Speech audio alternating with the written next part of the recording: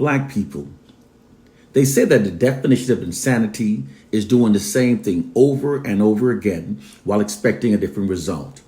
Well, according to that definition, Black people are therefore collectively insane, given that we've been reading the same Bible for over 400 years, waiting for it to liberate us.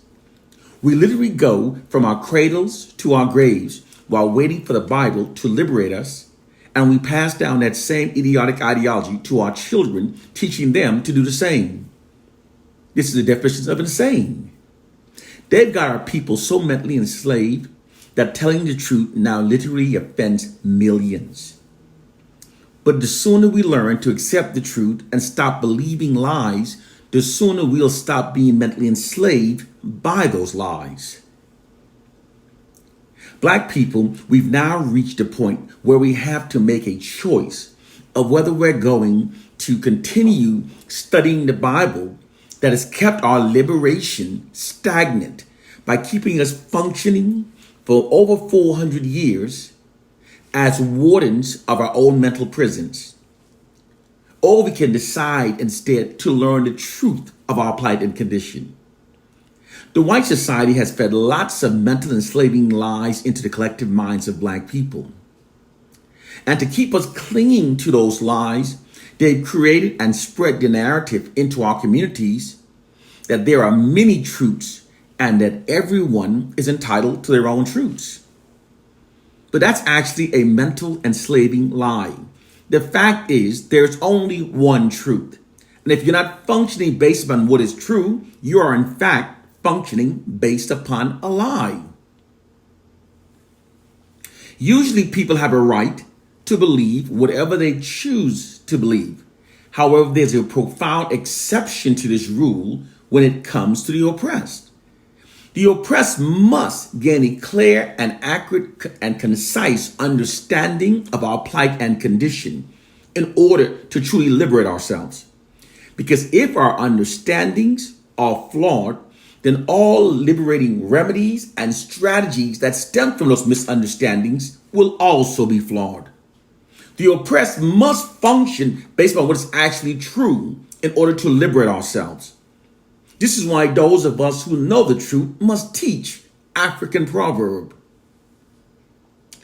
There are many different things that have been done to us by the white society, and that's being continuously being done to us in order to facilitate the white society's ongoing long-term exploitation and oppression of Black people. The following are just a few. First, Black people have been trauma bonded to the white society. The term trauma bonded is usually associated with individual abusive relationship, wherein which a narcissistic person abuses a partner.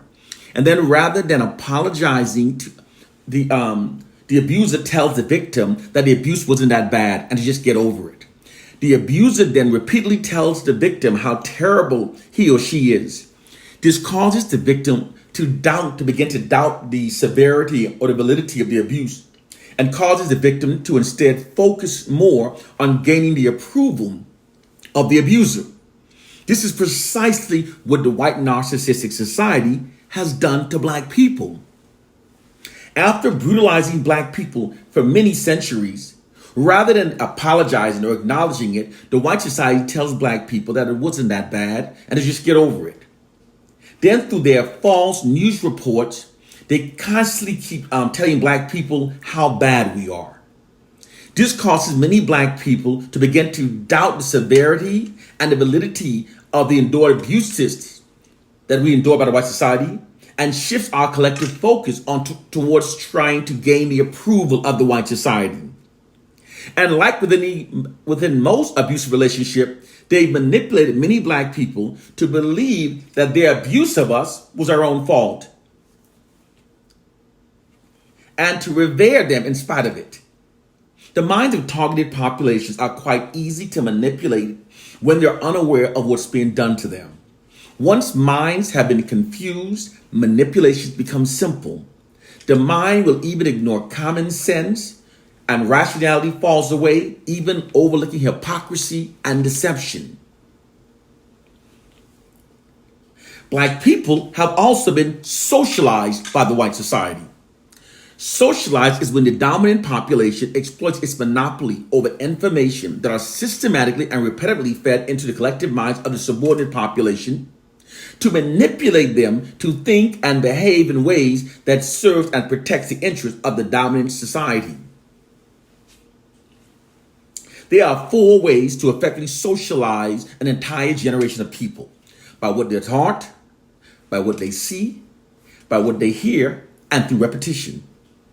Because the white society controls the education we're taught, the media images we see, and the societal narratives that we repetitively hear, they've exploited these combined factors to covertly socialize Black people without us even realizing it. We've been socialized to think in ways that benefits the white society and in ways that are against our own interests without us even realizing it. Because they've socialized us to put more value into being holy than being critical thinkers, we are therefore easy victims of the socializing process. The socializing process first begins during our early educational development, when our minds are young and most impressionable. Through a whitewashed curriculum that falsely exalts Caucasians and falsely marginalizes Black people. This psychology conditions us to accept ourselves to a subordinate status within the white dominant society. The socializing process is then reinforced unrelentingly throughout our entire lives to media propaganda campaigns that keeps Black people believing the fraudulent worst about ourselves. This demoralizes us, divides us, creates Black self-loathing, and it also attacks the core foundation of what bonds us as a people, and we can then be ruled over forever. Now here's how the white society prevents Black people from unifying ourselves against the white society. Within the U.S. military doctrine on psychological warfare, it states that the most effective way to subdue a large targeted population without physically fighting them is by inundating them with fraudulent propaganda campaigns that misleads them to believe that their core problem is an internalized one. When people have been misled to believe that their core problem lies within themselves, this shifts their collective aggressions away from their enemies and redirects it toward themselves. It's a well-proven psychological warfare tactic. Now, the similarities between this noted tactic published within the U.S. government manual and the experiences and conditions of Black people living under white dominance it's an exact match. It's such an exact match that for us to say we can't see it is ridiculous. The white society are deploying that same psychological warfare tactic against Black people. Now, here's why the minds of Black Christians are the most challenging to free.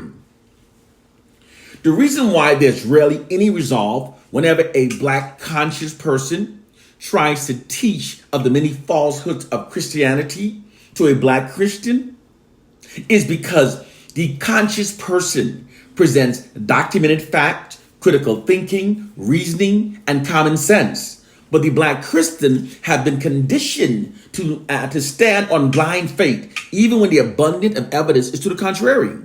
Yes, this sounds very admirable, but it actually imprisons the mind.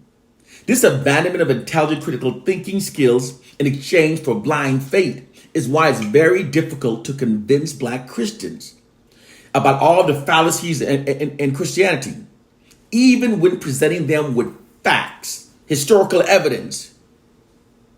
This is also why most will argue vehemently defending their religion, but rarely ever will they research any evidence that has been presented to them.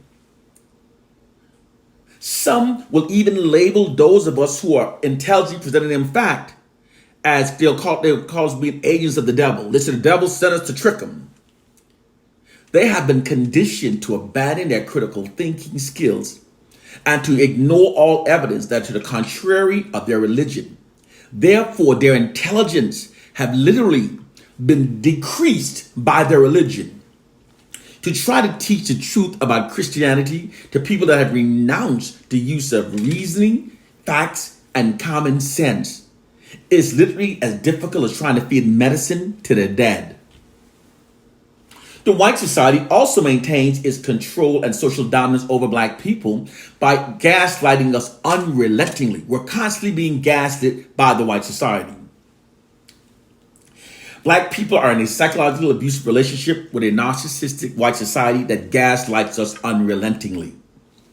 The term gaslighting is also usually associated with individual abusive relationships wherein which a person is being mentally abused for the benefit of another.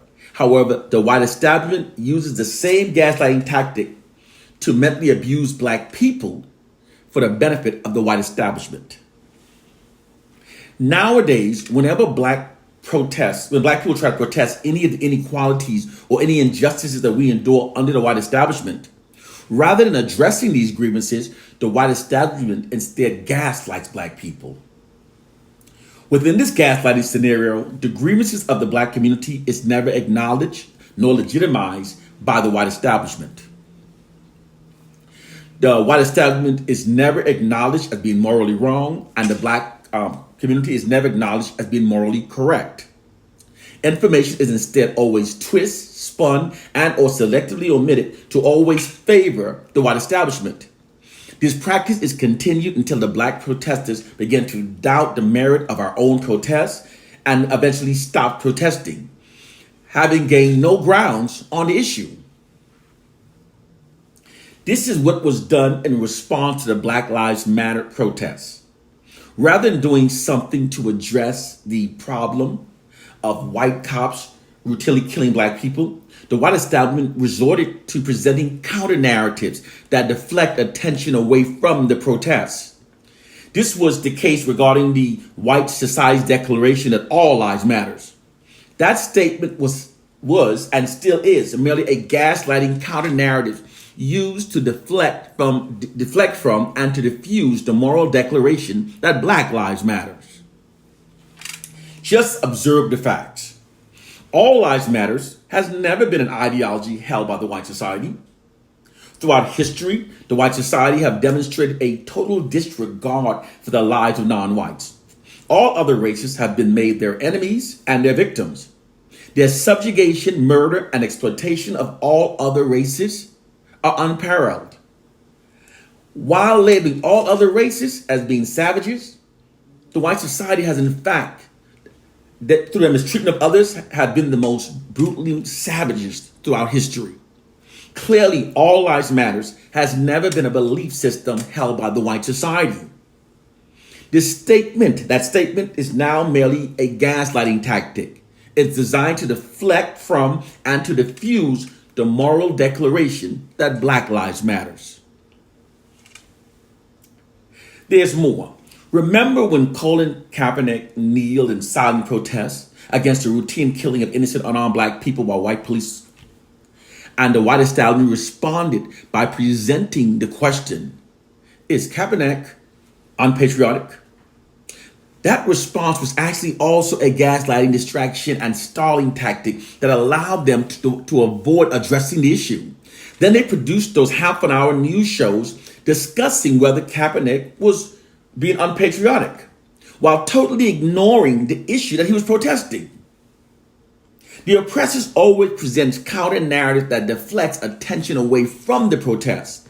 This is continued until the black protesters become mentally fatigued and begins to question the merit of our own protest, and then eventually stops protesting, having gained no grounds on the issue.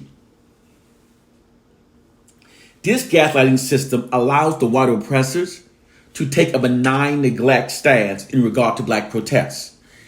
Benign neglect is an attitude or policy of non-interference or neglect of a situation which may have a more beneficial effect than addressing it. The white ruling elite secretly perceives the true equality for black people as being the erosion of their white dominance. Therefore, this gaslighting prevents the erosion of white dominance by deflecting and distracting from all black protests rather than addressing them.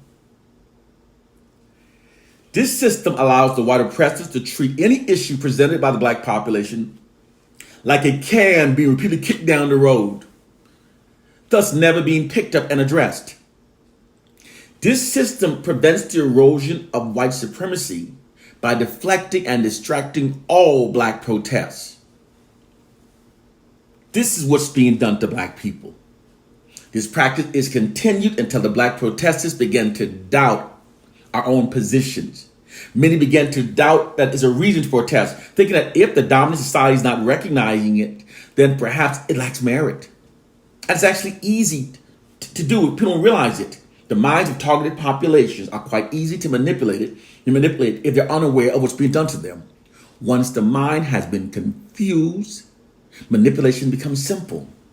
The mind will even ignore common sense, and rationality falls even to the wayside, even overlooking hypocrisy and deception. I'll give you an example of this one. There's one called whataboutism. The word whataboutism, that's a tactic. And I'm sure how that you've seen it work on many black people. When black people protest the routine killing of black people, innocent, unarmed black people, by a law-abiding police officer who's taken an oath to protect all citizens. Although we black people, we're paying taxes, we're paying for their service also. When black people protest that, the white society keeps saying, well, what about blacks who kill blacks? What about blacks who kill blacks?